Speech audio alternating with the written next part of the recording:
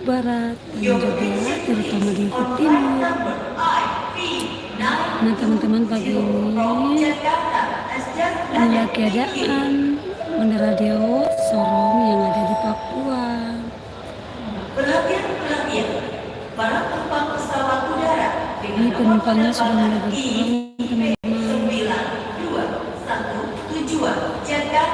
Bandara Deo Sorong adalah salah satu bandara termegah di Papua. Di Arfan. Kak Arfan di bawah. Arfan.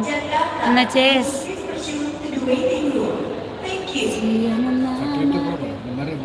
Iya, itu 5.000. Di sebelah mana?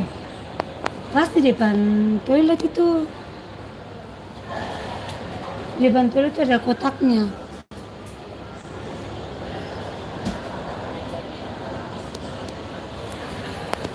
Ya.